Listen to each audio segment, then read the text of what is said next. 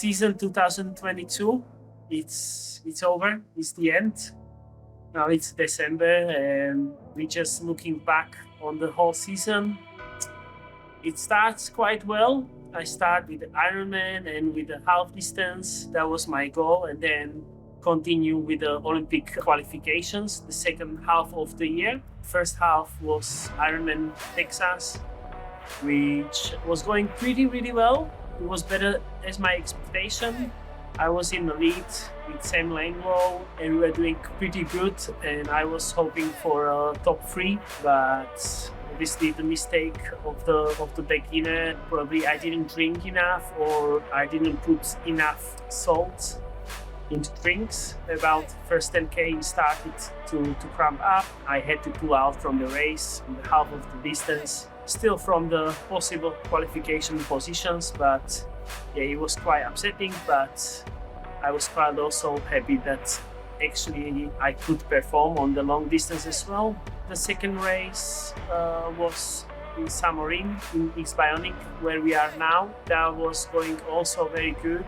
I was able to came second on the Challenge Championship behind Gustav Iden. It was looking really bright this season.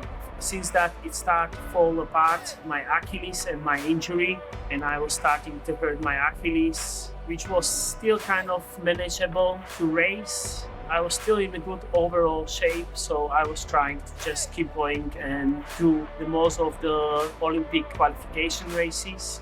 The last part was when I hurt myself on the 70.3 in Ironman Poland in Gdynia, where I came second behind Sam Long. That's where I really hurt my Achilles, and since that I was not able to finish the races. Even I try as hard as possible, and in Cagliari I decided that I have to call out the season, and it was finished for me. I decided to start really from the scratch and change my biomechanics, especially on the run, how I hold my body as a structure.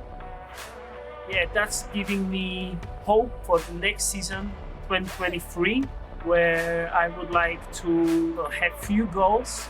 The first goal is again qualification for Hawaii. We don't know now if it's gonna be Hawaii or Nice, but I would like to qualify in Ironman. If everything goes well, I would race South Africa Ironman or Texas. It depends of my fitness and of my injuries. And I'm already qualified for 70.3 in Finland, and I would like to race PTO races, and definitely want to race the Challenge Championship here in Biomechanics with my home race. That's one of the most important races of the season. About this car, I became this corporation with Renault Slovakia, and which I am super happy about it, because we needed a new car, and my first car was Renault. It was opposite, it was Clio, so really small car. And now we have this huge car, this Traffic Space Class. It's actually my dream, because as we have now bigger family, 2 kids, we need the pram, we need the bikes. Like sometimes I need the 2 bikes when we go somewhere, and we really struggle with the space. We have 8 seats, so we can also take some people with us. I'm loving it and really enjoy the driving this car. Vždy sme sa s Ríšom ako keby nejak poznali a podľa mňa Ríša vždy zaujímali, že bojové športy, a či už je to box alebo brazilské jiu-jitsu a rôzne veci. A mňa zase on strašne inšpiroval, alebo som ho vždy vnímal ako proste úžasného atleta slovenského a triatlonistu. No a zrazu sme sa o tom začali nejak rozprávať, no a sme si povedali, že pôjdeme si spolu vlastne zatrénovať. No a to bolo vlastne ešte v takých covidových časoch, kde sme trénovali u mňa v garáži. A strašne to bolo super, lebo a to už som trénoval akože s veľa že špičkovými atletmi v svojich športoch, a zrazu došiel Ríšo, ktorý nemal konca. Proste my sme boli schopní trénovať v tej garáži, že 3 hodiny proste v kuse, úplne spotení, a proste stále sme proste iba trénovali a drillovali tie veci. No a tak nás kvázi ten šport vlastne spojil. No a brazilské jiu-jitsu je vlastne šport, kde sa venuješ veľa akože sebaobrane, ale vlastne je to aj bojový šport, ktorý má svoje miesto aj na nejakej súťažnej alebo takej competition scéne. Už má ďaleko angavu, dáš sem, prejde nejakú stranu.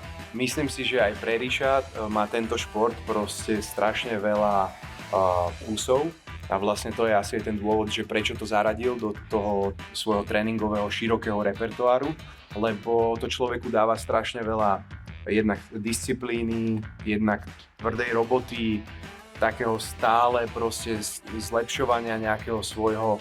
Určite aj tá fyzická kondičná stránka zohrala strašne veľa. Že jedna vec, že on musí byť proste fit na nejakú dlhú proste vzdialenosť a na dlhý čas, ale aj tento šport ho podľa mňa mentálne strašne posúva ďalej, lebo veľakrát si v nejakých zlých a nepríjemných pozíciách, z ktorých sa musíš dostávať a veľmi ťa to ako keby scelí ako človeka. A dobrá partia, to je akože veľmi dôležité, že dobrí chalani sa tu stretávame a proste makáme. Dobre.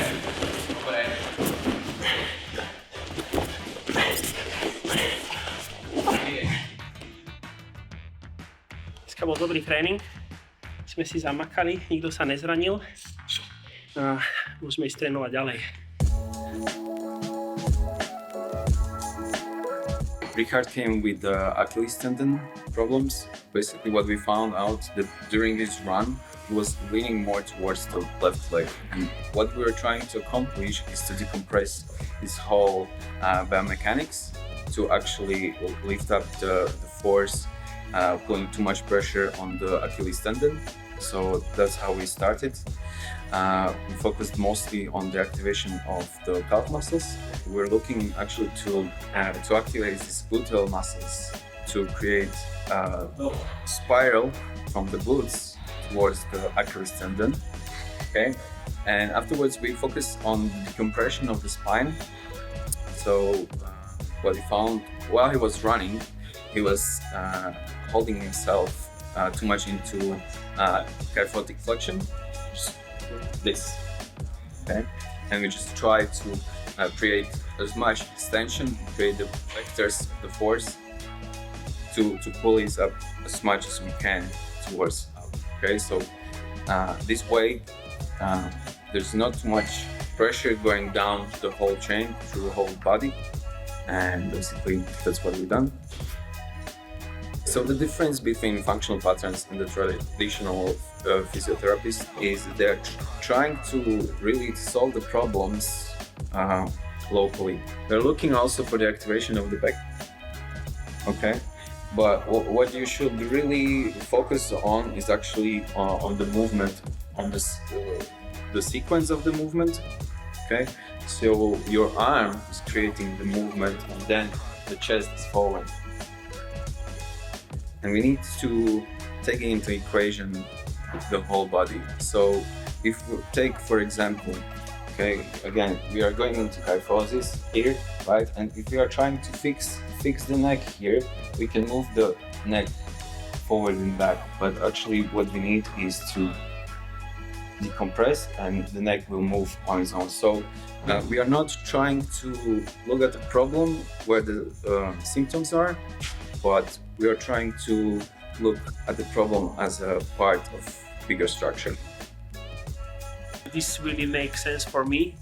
What we are doing, I see lots of improvements and we just still building up. I'm not 100% prepared to go fully on the hard training on the run, but it takes a process and I believe in it and we go that way. So just working on it hard, and once we'll be healthy, and secondary improve my performance, especially on the run. So we'll see next year. Hope so it will all work out and everyone will follow this path and will help that me and also lots of people around.